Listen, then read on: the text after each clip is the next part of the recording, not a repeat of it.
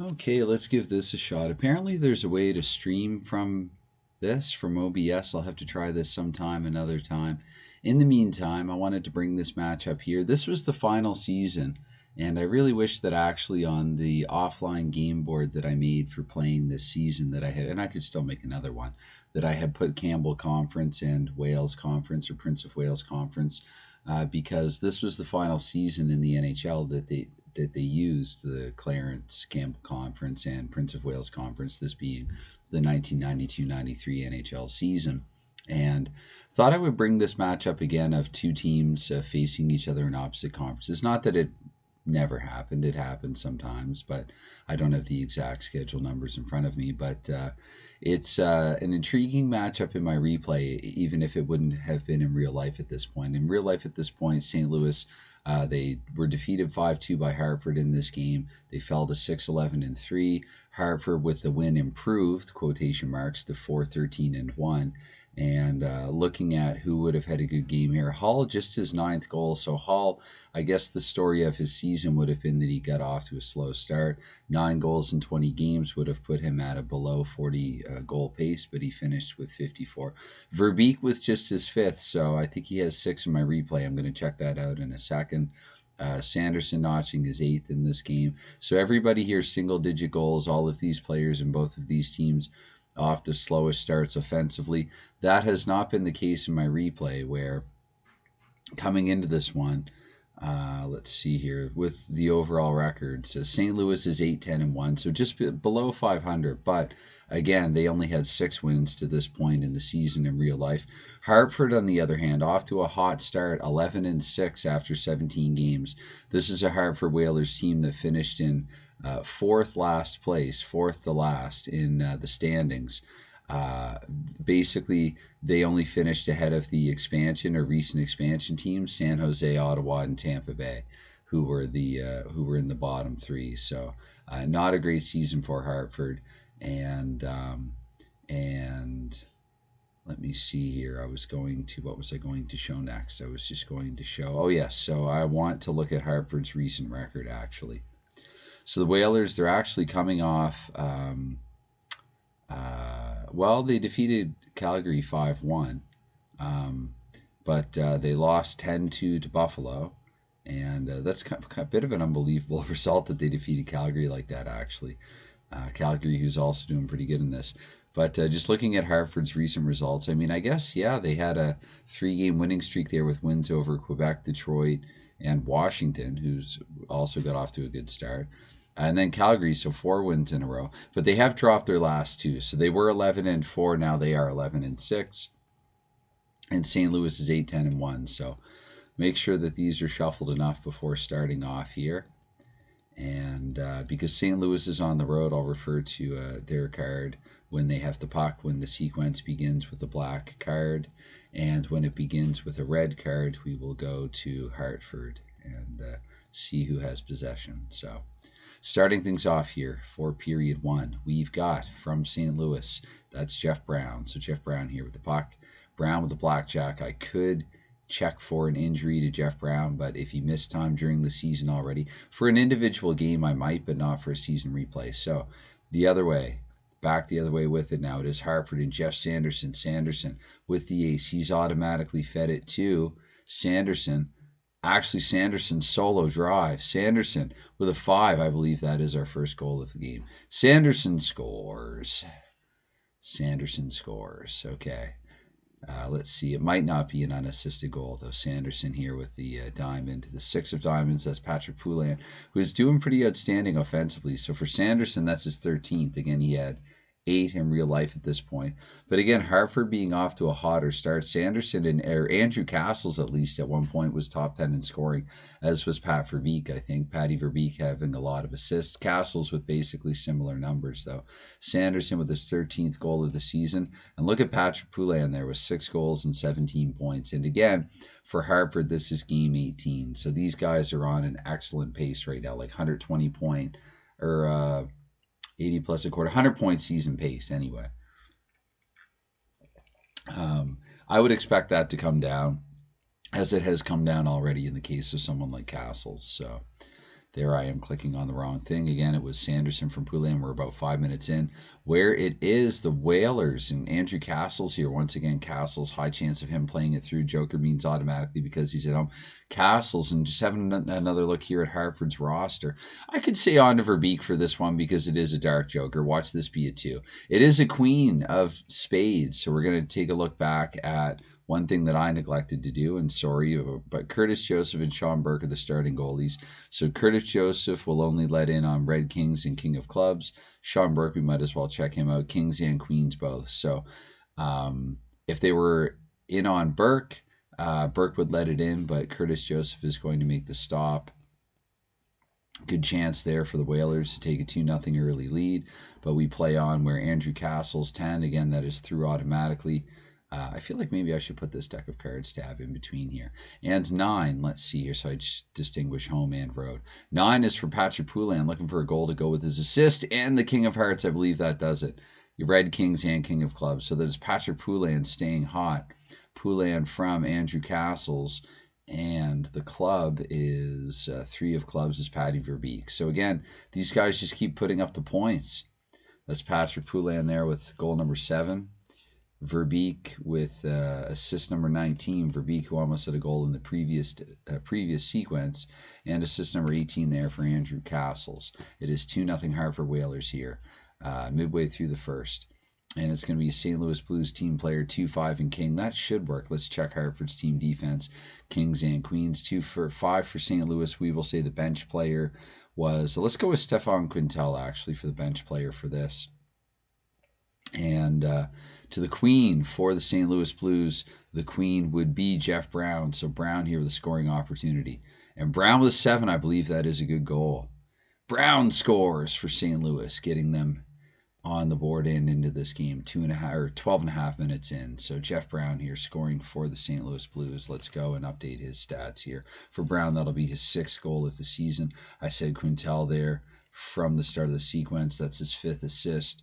And let's see here. I need to flip one more card here to complete the sequence. 8 of diamonds on St. Louis. We are looking at Rick Zombo. So 3 defensemen involved.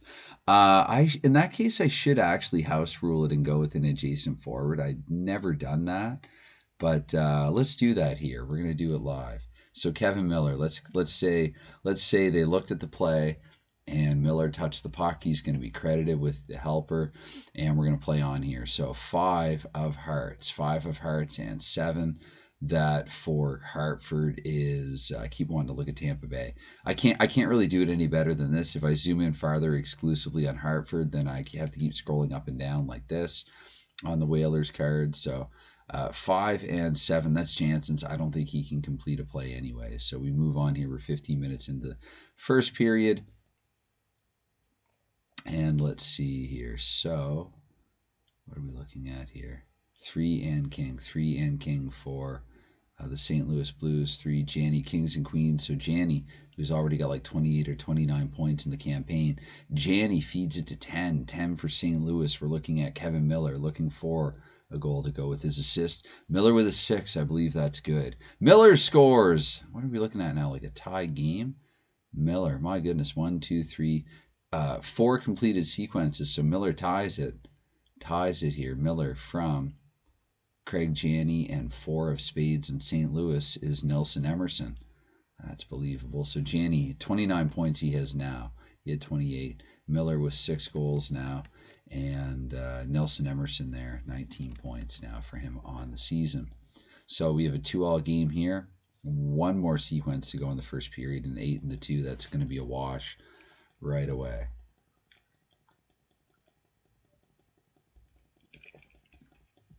So starting things off here for period 2. And off the hop, we've got Hartford with the puck, 7-8 for Hartford. We're looking at Eric Weinrich, Montreal alumni. 2, that's a team player for the Whalers. 8, we're going to say the puck has gone to Randy Cunnyworth, Montreal coach. Cunnyworth with the ace. He puts Hartford in the lead 3-2. Like in the first, they're starting off hot early. Cunnyworth from Eric Weinrich and the Joker. That was a Joker, right? Or sorry, the King of Hearts. So King of Hearts, they might not. Oh, they do have a player, actually, McKenzie. Let me see here. So Jim McKenzie with his second assist, and Randy Cunneyworth, that could be his second goal of the season, and Eric Weinrich picking up an assist. That's assist number 12 for him. And we play on. Hartford 3-2. St. Louis, though, with the king and the 2, that will automatically. I'll double check actually, but pretty sure. Janney, that would work for, but Brown not. So 7.5 minutes here into the second period. We're Jack 5 on St. Louis Blues. That is Brett Hall. Brett Hall looking to set up for the Blues. Brett Hall hands it to Janney. Janney shoots with a king. That's going to be a goal. So we're back to a tie game again. Janney from Brett Hall. And the spade, that's going to be Nelson Emerson picking up his second assist of the game. Brett Hall from Craig Janney. Brett Hall, 16 goals in the season now, where he had only 9 in real life. Hall got the assist in this case. So Hall, 9th assist now in real life. Janney up to his 30th point of the season. And Emerson with another point as well. That's his 20th. It's 3-3 here, Hartford and St. Louis. 4 and 6. I don't think that's going to be successful. I was sure that it wasn't, but I was just double checking, I guess, for some reason, for posterity here on camera. Jack, we're looking, that's going to be Pat Verbeek here for Hartford. Patty Verbeek. Verbeek here with the king. Verbeek with the king. What was St. Louis's team defense again? Kings and Queens. What was Hartford's team defense again? The same.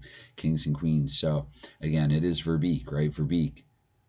Verbeek, he shovels it to 10. 10 is Andrew Castles. Castles shoots. I believe that is another goal.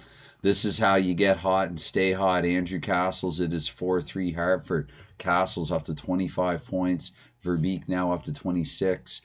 And let me see here. If people are wondering how I'm getting those numbers for the likes of Verbeek and Castles, you're seeing it here in this game. So Diamonds 3, that's Zalapsky for Hartford.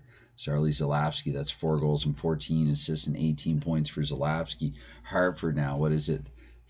4-3 for Hartford. And the 2 here, the 2 of hearts and the ace. So we'll say the first player here at Hartford's bench, Steve Comroyd there with the puck. Comroyd.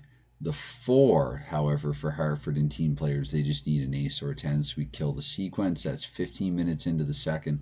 To the final 5 we go. 10, that is Murray Craven. Murray Craven, Joker automatically through, being at home. To 9, Patrick Poulin looking for another goal. Patty Poulin with a 4, but he needs a 5. So final 2.5 here in the second period. 9 and 7, that's Terry Yake with the puck. Terry Yake with the 7, that's going to be a pass. Successful. 2, Terry Yake. On 4-5 for Hartford. 5 is Michael Nylander. Michael Nylander with the ace. Hartford is up 5-3 here towards the end of 2. It is Michael Nylander from Terry Yake. Michael Nylander from Terry Yake and Andrew Castles. Nylander from Yake and Castles here. Nylander with his 7th goal. Yake with his 8th assist. And Andrew, look at Andrew Castles there, up to point number 26. 5-3 Hartford Whalers. 1, 2, 3, 4, 5, 6, 7, 8. 8 sequences. End of the second period. Yes, you might have heard the knock at the door. I heard the knock at the door as well.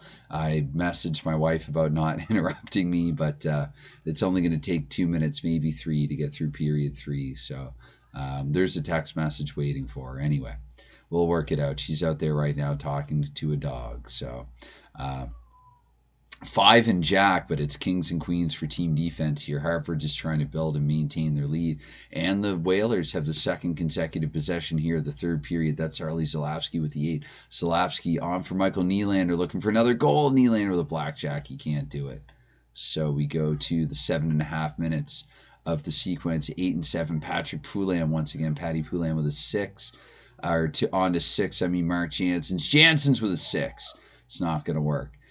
6 of spades back the other way for St. Louis. Not Peter Sabota, because he didn't play for them, but Rick Zombo.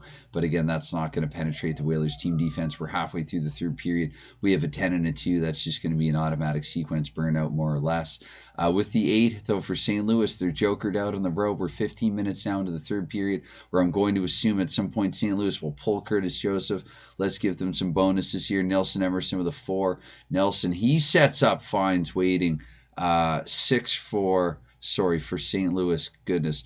For St. Louis, that is Bob Basson. Basson must be the sixth man on the ice. Emerson on for Basson, and he scores. St. Louis back to within one.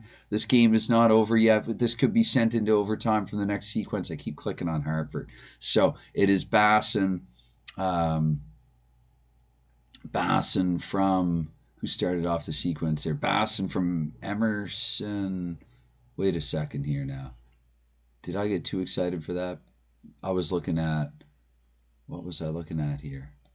Basson from, that can't be right. Queen, 4, 6, 10. Basson from Emerson. Oh, Emerson with a 4. Okay, I don't know. What was I looking at? I was looking at McGillney. I got to stop doing that. Sorry, guys. Basson from Emerson. Basson from Emerson. And 10 of spades. Or, sorry, King of spades is what I'm trying to say here.